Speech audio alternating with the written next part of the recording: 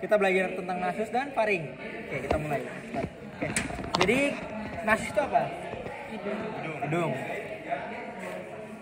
Hidung itu merupakan organ yang walaupun dia rasanya cuman kayak tempelan doang ya, tapi itu penting banget. Ya udah nempel di muka, tapi penting kan? Karena kalau nggak ada hidung ya kita nggak bisa nafas gitu. Oke. Mungkin bisa tetap nafas pakai mulut ya, tapi kan hidung itu Tuhan ciptakan Tuhan ciptakan hidung itu supaya ketika kita menghirup nafas, udara yang kotor, yang penuh bakteri, yang penuh debu, itu nggak akan langsung merusak paru-paru kita atau bagian pernapasan kita. Kenapa? Karena di hidung itu ya teman-teman pasti tahu ada mukus, ada silia buat nangkep partikel-partikel asing gitu kan, supaya ketika masuk ke dalam tubuh itu lebih bahaya, lebih fatal kan bahayanya. Jadi kita bahas dari hidung. Nah, hidung itu ada penyusunnya dari tulang. Nah, tulangnya itu ada dua, ada yang osa, ada yang kartilago. Nah, ini ada di soal kemarin, kita jawab bareng-bareng aja yuk. Kita bahas dari yang osa dulu. Osa penyusun nasus externus apa aja? Oke, bener ya, 3 ya. Jangan lupa itu. Terus habis itu kita lanjut ke yang kartilago. Kartilagonya ada?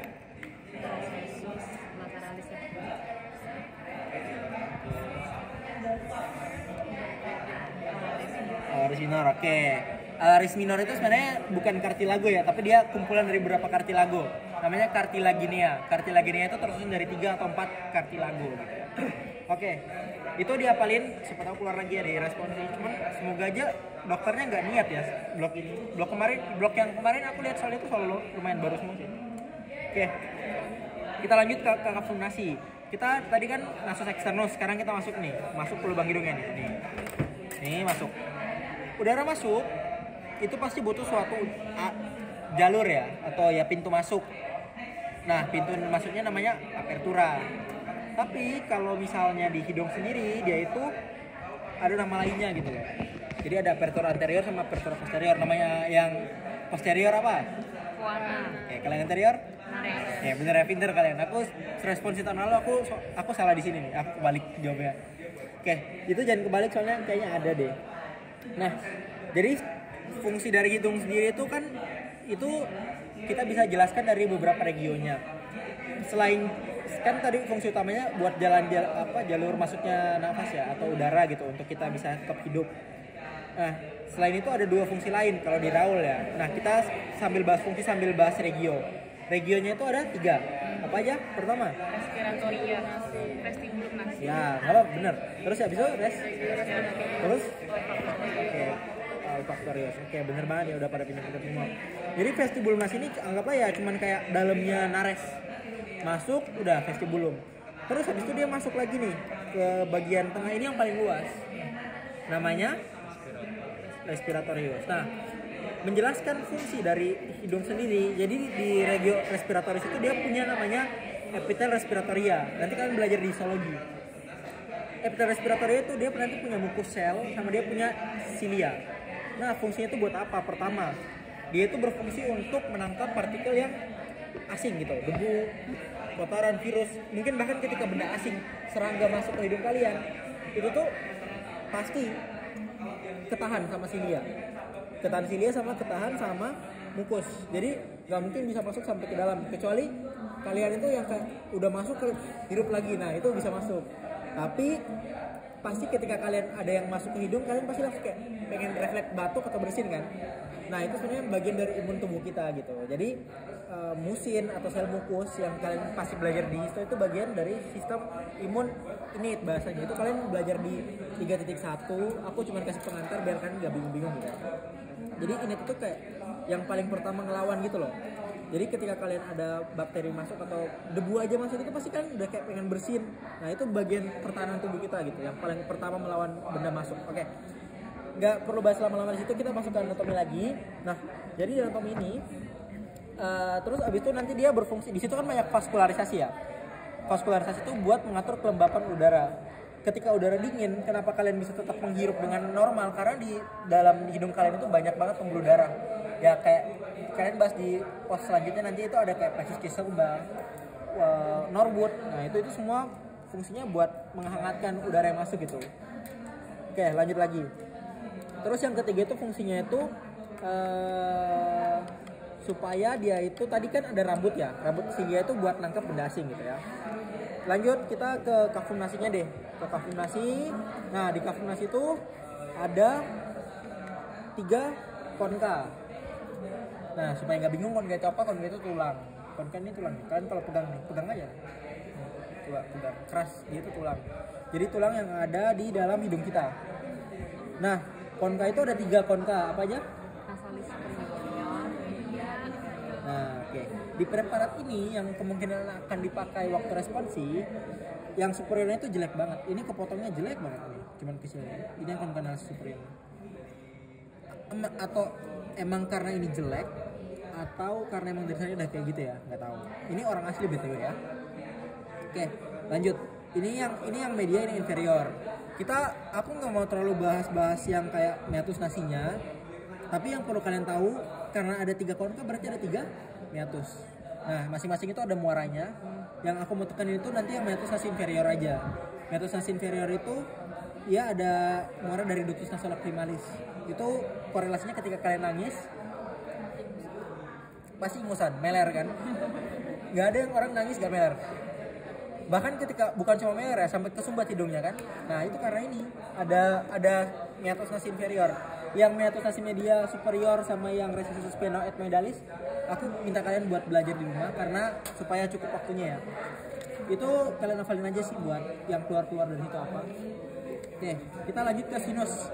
Nah, jadi sinus paranasal, sinus itu merupakan suatu terowongan yang ada di muka kalian. Muka kalian, muka aku, muka semua manusia ya. Jadi tulang kita tuh ini loh, ini lihat ada kayak gua-guanya gitu loh. Lihat kan, bisa lihat ketika dipotong nih. Set. Ini ada gua-guanya. Nah, jadi ini tuh muncul ketika 3 atau 4 bulan masih di dalam rahim atau waktu masih infan gitu. Nah, sinus ini tuh ada 4, ada frontalis, habis itu ada yang maxillaris, ada yang ethmoidalis sama sphenoidalis. Dan keempat-empat ini saling berhubungan. Nah, di dalam sinus ini nanti ada sel epitel sama mukus juga kayak yang di hidung. Ketika ada infeksi atau virus bakteri masuk itu, kalian pernah dengar gak sinusitis? Nah, sinusitis itu peradangan pada sinus. Yang ini ya sinus tadi itu, keempat sinus. Dan itu teman-teman bukan hanya ingusan. Kalian sampai pusing, kalian sampai berat banget kepalanya. Karena ternyata fungsi sinus sendiri itu ya buat supaya kepala kita tuh lebih ringan. Menjaga keseimbangan dari kepala kita. Bayangin sinus itu keisi penuh sama tulang. Ketika kalian bengkokin kepala ke sini, kalian pasti jatuh. Emang seberat itu. Apalagi kalian harus menopang otak, organ-organ lain yang ada di kepala kan. Dan itu enggak malah bahaya ke tulang kan kalau terlalu berat, tulang leher ini cervical. Oke. Nah, untuk sinus sendiri kalian nggak terlalu perlu yang dipelajari ininya. Cuman kalau yang buat sinus yang ethmoidalis itu nanti dia tuh kayak lubang-lubang kecil jadi satu, namanya selulae. Makanya tadi namanya selulae kan. Nah, selulae ethmoidalis yang posterior, anterior sama media itu ya gabungan dari beberapa terowongan akhirnya jadi selulae gitu. Oke. Kita lanjut. Plexus Kieselbach itu nanti bahas di situ sama plexus Norwood. Kita lanjut aja ke faring. Nah, faring ini organ yang ada terbagi atas 3. Nasofaring, orofaring sama laringofaring. Oke. Dia itu terletak dari VC1 sampai VC6. Tapi untuk pembagiannya sendiri, kalau nasofaring 1 2, orofaring 2 3, berarti terus 3 sampai 5-nya laringofaring. Oke. Nah, kalau laringofaring ini kalau nasofaring yang penting di sini tuh bangunan-bangunannya ini cuma ini, opte. Opte ini ostium pharyngeum tuba auditiva eustacii. Fungsinya ini adalah menghubungkan faring sama telinga. Kalau nggak ini teman-teman, kalian nggak akan bisa berdiri tegak. Ini fungsinya buat menjaga keseimbangan. Kalian mungkin pernah dengar di SMA dulu, kan ada tuba eustachius. Fungsinya buat apa? Buat menjaga keseimbangan. Nah, ternyata emang korelasi itu ya sama si nasofaring ini melalui opte. Mereka itu berhubungan melalui opte ini. Makanya ketika kalian naik pesawat, tekanannya tinggi, kalian buka mulut, itu tuh langsung keluar. Kan udara itu kan kalau kalian tutup mulut itu otomatis numpuknya di dalam kan. Kalian buka mulut ini kayak langsung keluar gitu kan. Itu kayak kenapa penting ya. Oke. Lanjut ke laringofaring deh. Orofaring. Orofaring itu yang penting itu dia setelah dari kafum ini apa sih? Kafum oris. Dia masuk ke situ dibatasi oleh isthmus faucium.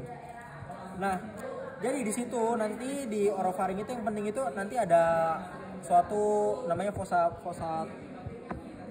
tonsillaris atau fossa palatina gitu ya. Itu nanti ditempatin sama tonsilla palatina yang kalian tahu amandel itu kan. Nah, itu di situ tempatnya.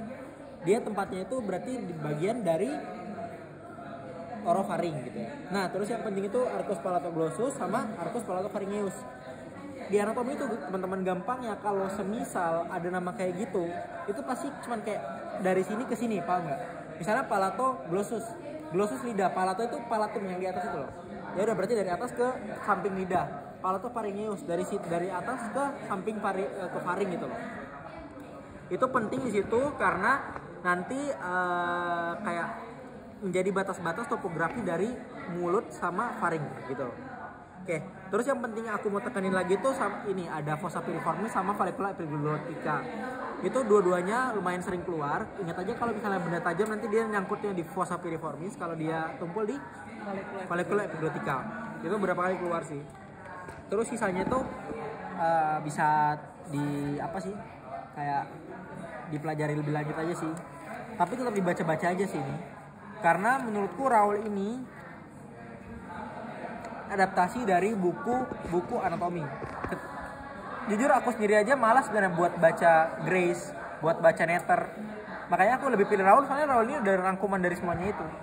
Kayak ya kalian bisa memahami anatomi dengan gampang, dan ya bukan mau menyombongkan, cuman kalian bersyukur bisa ada di FKUNS karena cuma FKUNS yang bikin kayak ginian buat mahasiswa. Oke. Kita lanjut lagi.